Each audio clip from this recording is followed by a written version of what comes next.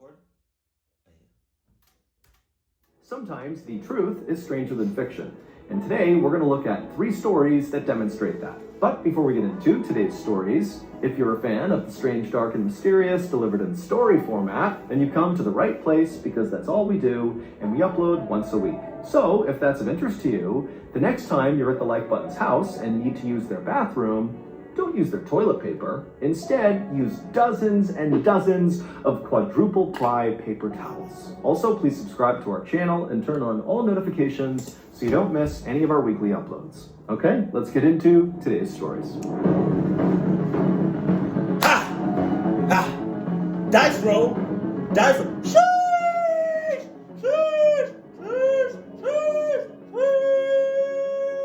Around 7:20 p.m. on the evening of December 11th, 2002, a police department in a rural English county called Surrey started receiving all these frantic emergency calls. Now, all of these calls were coming from drivers on a heavily trafficked highway called the A3, and they all were saying the same things. They had seen this totally reckless driver with super bright headlights that was weaving in and out of traffic and going at high speeds and nearly crashing into people. And then a couple of the callers said they actually saw this car go down the embankment off the side of the highway, and so it looked like they might have crashed. And so, of course, this police department, after getting all these calls, decided to send out a couple of officers to see what was going on.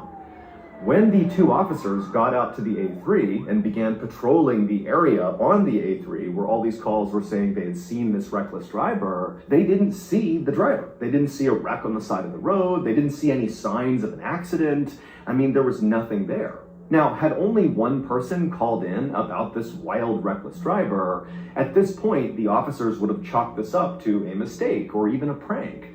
But so many people called in about this one particular reckless driver on the A3 that these 2 officers decided to just keep on looking and really see if they can figure out where this driver went. And so to this point, the 2 police officers had been just driving on the A3 to try to find this driver. And so they decided they would park their vehicle, get out, and walk on foot on the edge of the highway because there were these huge forests that...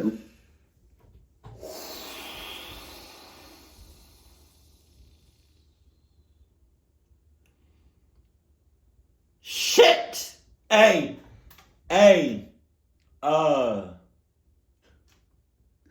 Y'all see these these colorful trees that's like in one line going down the road? It's almost as if that's like, you don't go past that point. You go past that point, we can't, that's clock zone, Just saying. It's like, don't go past this point.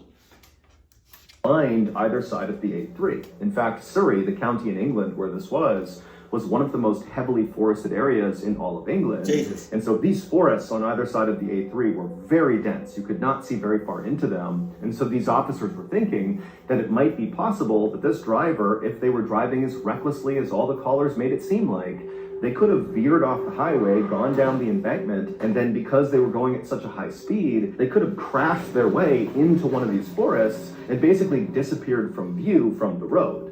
That in order to see this crash in the forest, you'd have to be basically in the forest. And so these 2 officers, they pulled over, they got out, and they began walking along the edge of the highway, staring into the forest, looking for a sign of a car wreck. And sure enough, after walking for a while, one of the officers spotted something deep in the woods that looked almost metallic or plastic. Whatever it wasn't supposed to be in the forest. And so the officers made their way into the tree line and began walking through all the trees. And as they got closer, they realized very clearly there was a car. There was a wreck in the forest. And so the 2 officers, they begin running towards the wreck. They're calling for backup on the radio.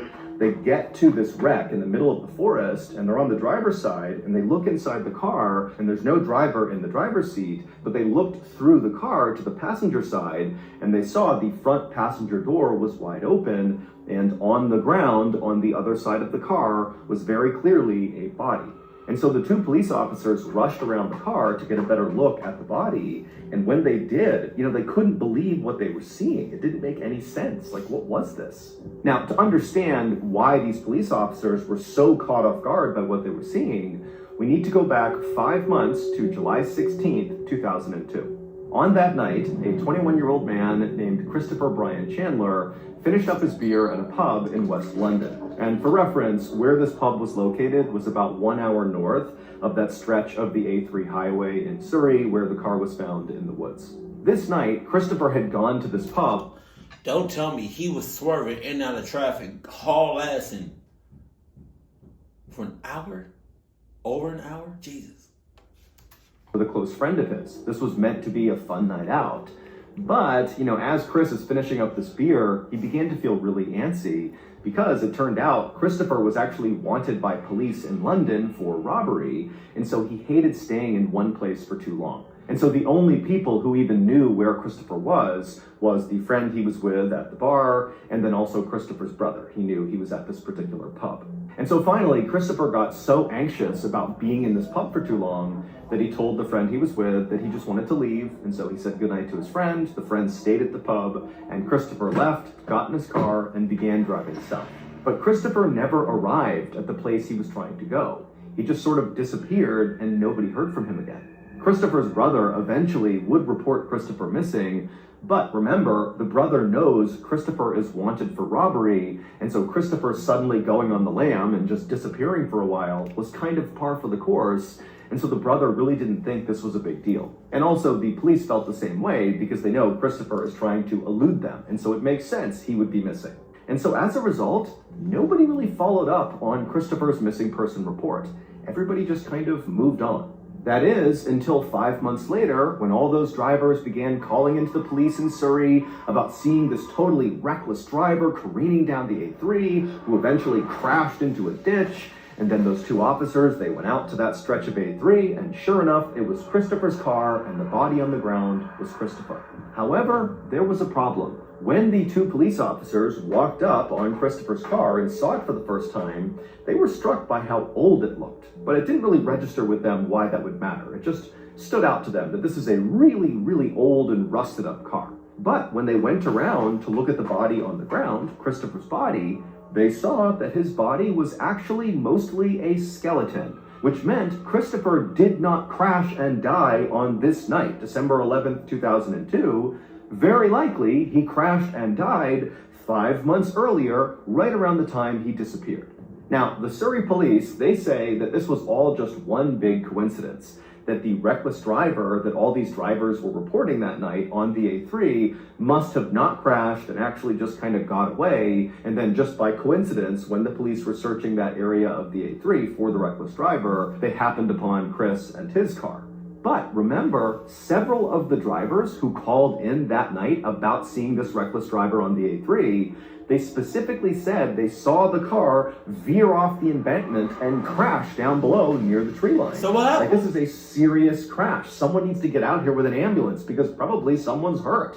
And then when the police got out and searched the exact area where this crash supposedly happened, they find Chris's car that had all the hallmarks of a car that was driving recklessly on the A3 that veered off and crashed into the woods. I mean, they found Chris and his car because of these calls, but it could not have been Chris. But what other car could it have been? As of today, we do not have a good explanation for how this happened, and so it's been dubbed the A3 ghost crash.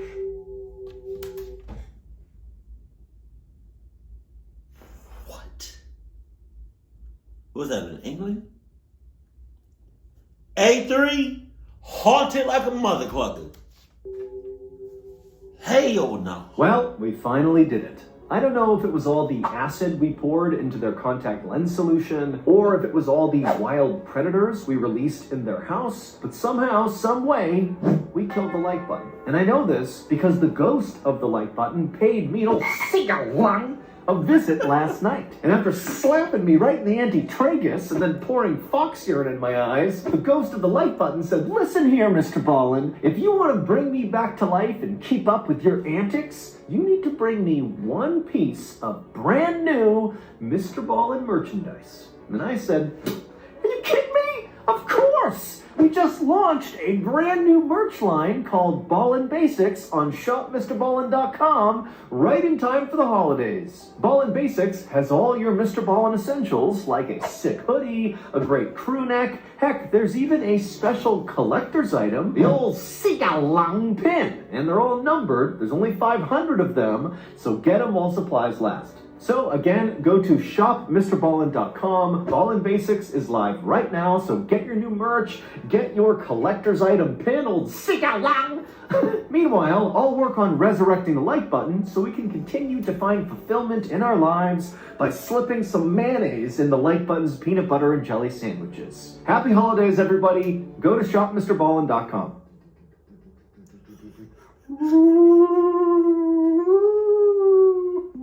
Mr. Ballin. It's not even funny.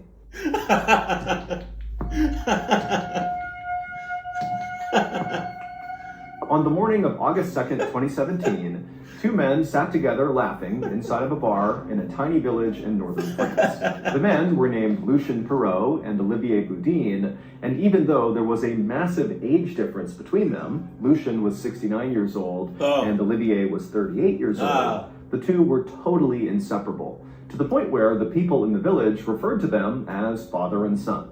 Lucien had spent his whole life working in manufacturing in a nearby city, but just 4 years earlier, he had finally retired and he had moved into a small home inside of this northern French village. But when he had first moved into this new home, he had been very lonely and sad. You know, Lucien was divorced, he struggled with alcohol, and he had had a really tough life, and he just wasn't doing well. But when he met Olivier, his whole life turned around. When the two met, Olivier also was kind of like a down on his luck guy. He was struggling with some health issues that made it hard to work, and so for years he had been bouncing between the nearby city and this village in northern France, looking for work somewhat unsuccessfully. And so when these two happened to connect, it's like they bonded over having kind of difficult lives. And for Lucien, what really mattered to him was Olivier, despite being so much younger than him, did not treat Lucien like he was this dried up, worthless old man. He treated Lucien like a peer. And so together, I would have treated Lucien like the clucked, old ass, weak in the knees, barely can lift a pound type of, oh, he wearing Reebok, so I gotta cluck your ass up every now and then type of person. 60 and up, you clucking up. Two very unlikely best friends began kind of orchestrating their lives around the other. And before long, it was like their lives had all this new structure and routine and meaning to them, because again, the two men got to be together basically all day long. So on this particular morning, as Olivier and Lucien were together at this bar, they began talking about what they wanted to do that night. And they settled on having a barbecue at Lucien's house. Lucien would cook up some beef and they would sit out on his back garden patio and just spend the night together. It sounded like a wonderful plan. And in fact, the bartender would say that when Olivier and Lucien finally left the bar that day, that he recalled overhearing them being so excited about this particular barbecue.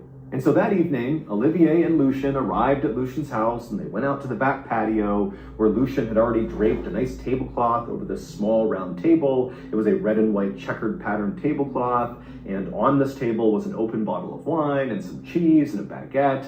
And so Olivier, he sat down and began enjoying some wine and bread, and Lucien walked over to the grill and began cooking up the beef.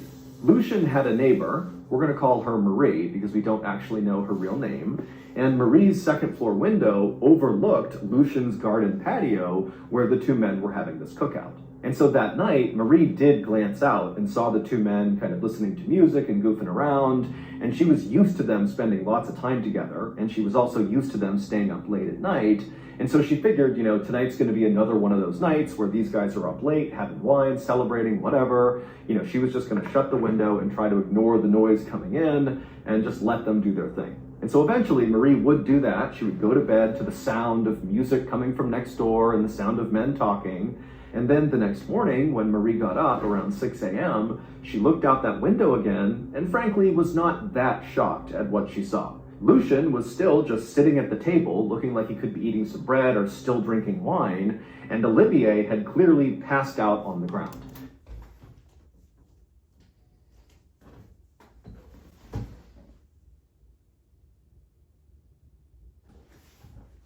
Adam know what's up. Now, Marie didn't judge. She knew these two liked to stay up late and drink and do stuff like this, and so she thought, you know what? None of my business. Then at 9 a.m., so 3 hours after Marie had first woken up, she left her house to go to another neighbor's house to feed their chickens while they were away for the day. As she passed by Lucian's house, she glanced into his back garden patio, and she saw Lucian was still just sitting at the table, and Olivier was still passed out on the ground. It was like they hadn't moved for 3 hours. But again, Marie's thinking, none of my business. And so she just kept on going, went to her neighbor's house, and fed the chickens. But when Marie came back to her house 3 hours later, around noon, she looked again into Lucian's backyard, and she saw the two men still had not moved. Lucian is sitting at the table, and Olivier is laying on the ground. And suddenly Marie's thinking, wait a minute, the sun is high in the sky right now. These guys aren't moving. They're going to get heat stroke. We got to do something about this. And so she yelled out to Olivier and Lucian, but she got no response. And so Marie just walked into Lucian's backyard, and as she got closer and closer to the two men, she realized that they were not moving at all, like they were not breathing. Something was horribly wrong here. And so Marie, she just turned and ran to another neighbor's house. She told them what was going on, and they got these big pots of water, and they ran back and doused Olivier and Lucian with water, trying to get them to snap out of their drunken stupor. But the two men did not move at all when the water hit them. Clearly, they were dead. The next day, the local prosecutor announced there was going to be an investigation into the two men's deaths, which were being classified as criminal acts. And the prosecutor also said that it seemed like Lucian and Olivier died at the same time, and so most likely this was either a double homicide or a murder-suicide, and the primary theory as to what killed the two men was poison put in their food. And so police sent off the canned beans the two men were eating to this institution in Paris to test it for something called botulism, which is a deadly toxin that will grow inside of canned foods, but it came back negative. And then also police sent off the rest of the food the two men were eating to various other laboratories to be tested for poisons. And again, all of it came back negative. There was nothing that the police could detect in any of the food they ate. And so police were kind of confused for a minute, but then the autopsies came back for Olivier and Lucian, and everything changed. Lucian and Olivier were not murdered. This was not a murder-suicide. They didn't die from botulism or from some poison in their food. They died because of a set of very particular circumstances. Both Lucian and Olivier suffered from non-fatal minor medical issues. Lucian had bad dental health and so was missing a couple of teeth, and Olivier was suffering from a heart condition called cardiomegaly, which means his heart was slightly enlarged and somewhat fragile. However, his condition was totally being monitored by doctors and was under control. But just for a second, apparently not. On the night of August 2nd, 2017, when Lucian and Olivier were having that cookout in Lucian's backyard, their non-fatal minor medical issues suddenly became a really, really big deal. Lucian cooked up a big plate of beef rib. Now, beef rib can be difficult to chew even when you have all your teeth and take your time, but Lucian was missing teeth, and he loved this beef rib so much, he was wolfing it down really quickly, and so he wasn't chewing it enough, and at some point, he swallowed a particularly big unchewed bite, and he began to choke. And Yo, you ever... Oh my God, this is so scary. But you ever eat something and I guess you didn't chew it all the way and a big piece of whatever is in your mouth, but it gets stuck in your throat, pause, and you don't know whether to kind of force it down or cough it back up and chew it some more. Oh my God, that'd be so oh, thank God, I haven't, God forbid, but I've been blessed enough where that happened to me and I just swallowed it down and my stomach acid just did their thing, but oh my God. When that happened, his best buddy, Olivier, sitting across from him, he stood up to try to help his friend who's basically dying right in front of him. And the stress of this moment caused his heart to seize up, his heart which is already enlarged and fragile, and he had a heart attack and died. And then Lucian, who now has no one to help him, continued to sit at the table trying to get this beef out of his throat, but he couldn't, and he eventually asphyxiated and died as well, hunched over at the table. Damn.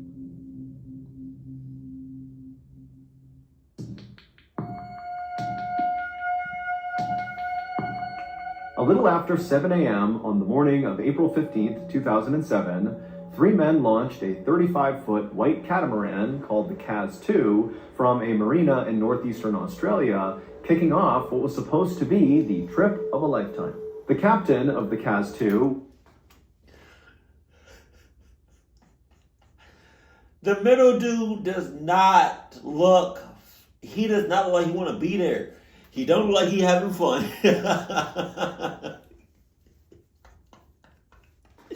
It don't look like he having fun. It don't look like he want to be there.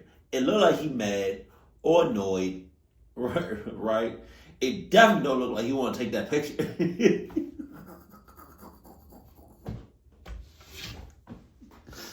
was 56-year-old Des Batten, and for months he'd been training for this trip. And the 2 friends that Des was bringing with him on this trip were Jim Tunstead, who was 63 years old, and Jim's brother, Peter Tunstead, who was 69 years old. All 3 of the men had spent a lot of time plotting their actual course they'd be going on, which was from this marina on the northeastern side of Australia, up and around the north side, and then down the western coast to Perth, which was their final destination, and where all 3 men lived. In total, this trip was supposed to take 8 weeks. Damn. And all 3 men were absolutely giddy with excitement at the prospect of spending an entire 2 months basically just drinking beers and fishing. Now, Des, Jim, and Peter were not the types to blow off responsibility to go party. I mean, they were devoted family men. All of them had been married for 30 plus years. Des had 2 kids, Jim had 4 kids, and Peter had 5 kids. But they were all either retired or nearing retirement, and this trip was going to be kind of a way to celebrate the end of an era.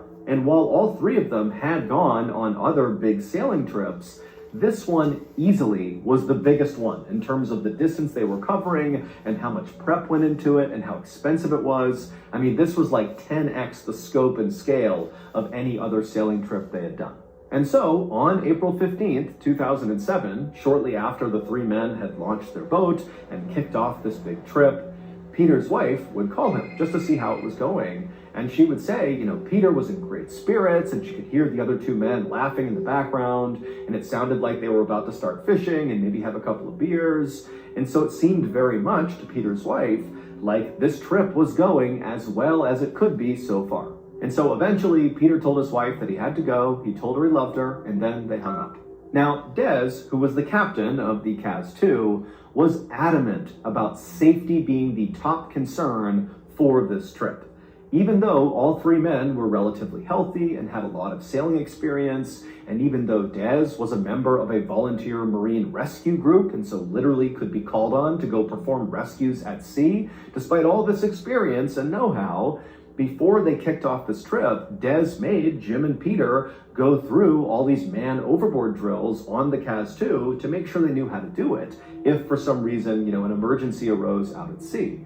And so the men got really comfortable using all the life-saving equipment and going over all the procedures. And then also when they charted their course, Des stressed that at no point should they be sailing into open water. They needed to stay close to shore the whole time just because it was safer. And so when Jim began filming a video around 10 a.m. on the day they set sail for this trip, you can clearly see the shore in the background of this video. So they're following the course they had planned. But a couple of hours after Jim had shot that video on the day they left, a woman named Isabel Wheeler, who did not know Des, Jim, or Peter and had never seen the Kaz II before, she was fishing in an area called Champagne Bay when she looked out into the water and she saw the Kaz II, a white 35-foot catamaran sailing east to west across the horizon. And then at some point, as Isabel was watching this boat, which really meant nothing to her, she just happened to be watching it, she saw it make a quick 90-degree turn and began sailing out towards the open ocean away from the coastline. Now, remember, Isabel knows nothing of this boat or its occupants, and so has no idea that Des, Peter, and Jim had been so clear about at no point will we sail into the open ocean. It's too dangerous. Stay close to shore. She didn't know that. And so she just saw a ship turning and sailing out to the open water, and she thought, okay, whatever. So she didn't go and report what she saw. It was only later on, when details emerged about what happened on the Kaz II, that she would later come forward and say, hey, I saw that boat and this is what they did.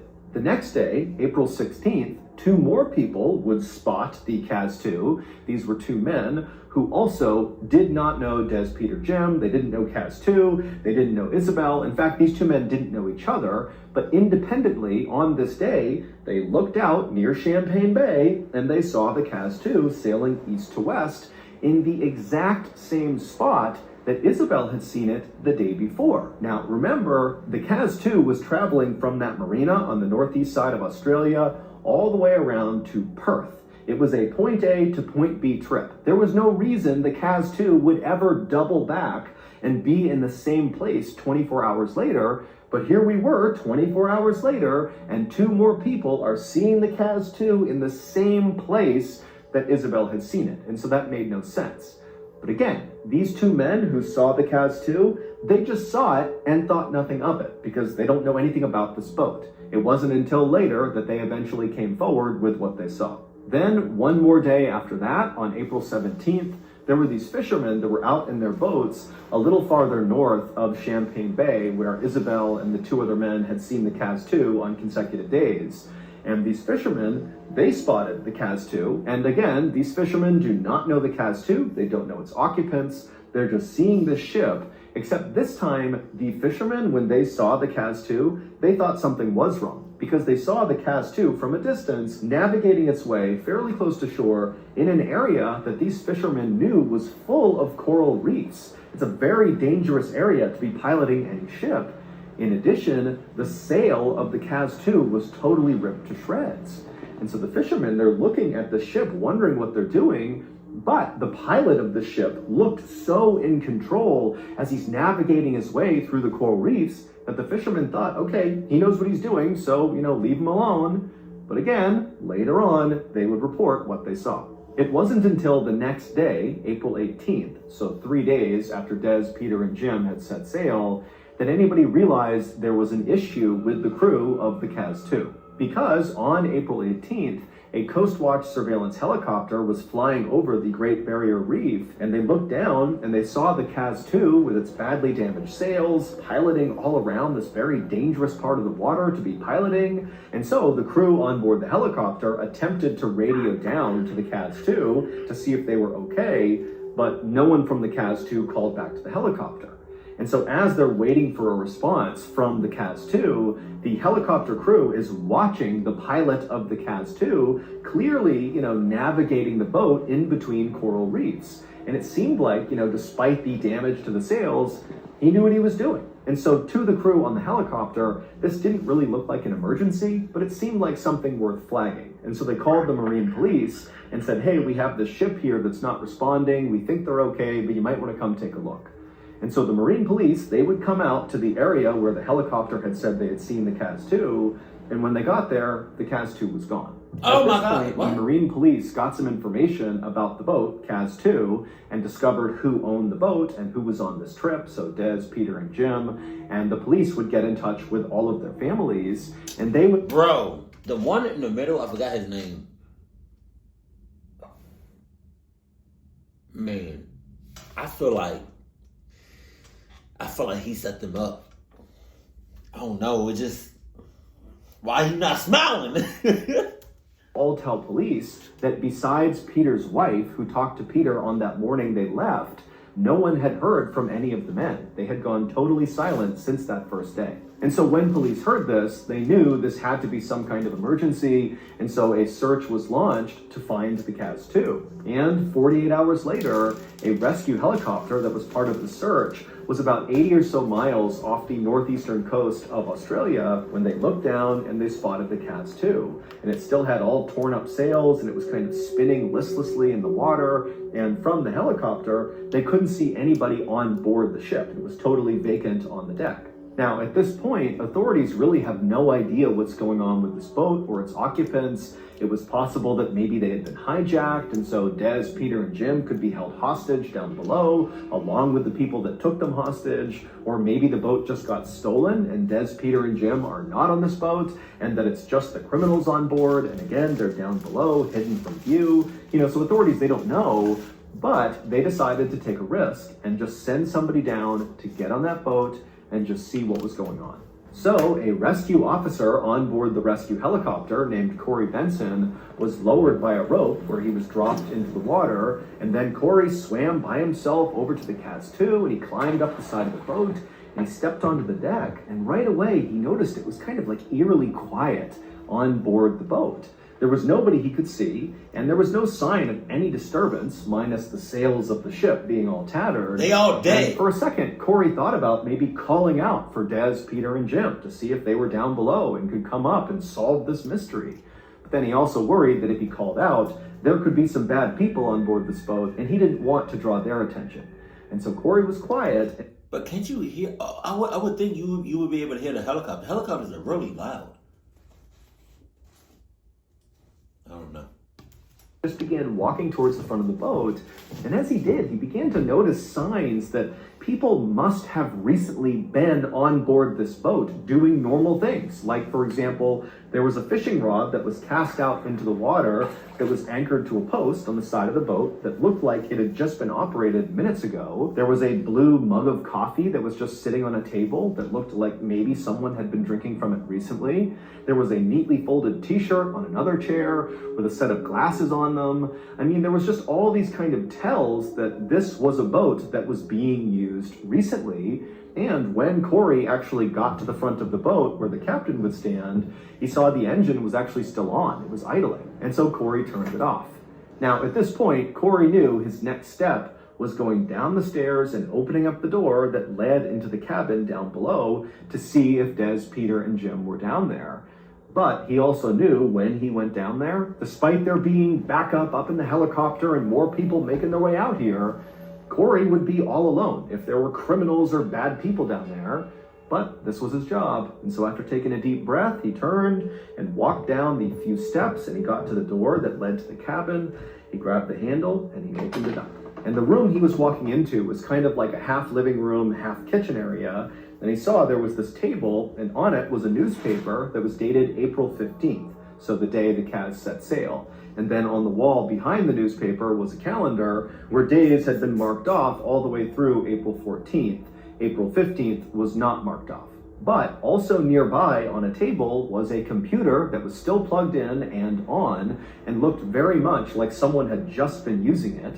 And also there were plates of food that were out that didn't look that old, that also seemed like people must have just been eating from them. And then also Corey could see past this common area into the bedroom, and very obviously the bunks inside of there had been slept in.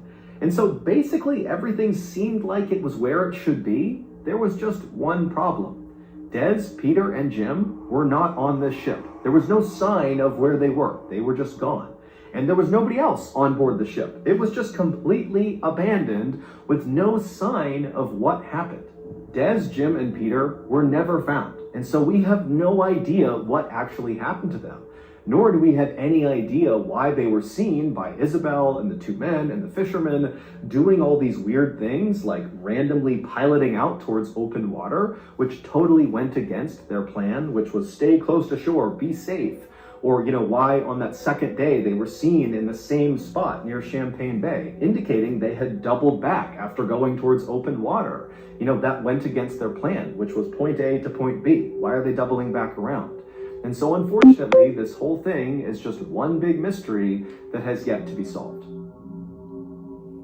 It's the ocean. Man. All right, so I got a question that just randomly popped up. I remember when I used to react to Mr. Mullen's older videos. He would have these images or this image that would pop up randomly, and he would pin the comment that saw it, like the timestamp. I don't know if he still does that. I haven't seen it. Second, that last story, That was either the first lady that saw him or saw the boat know what was up, or the ocean. The ocean definitely knows what happened. Because they left on the 15th, right? So it's like the ocean either did something or they know exactly what happened. Because that definitely mysterious. The first one, if I ever go to England, I'm staying off of A3. I just want to let y'all know that. And then for the second story, if you don't got no teeth,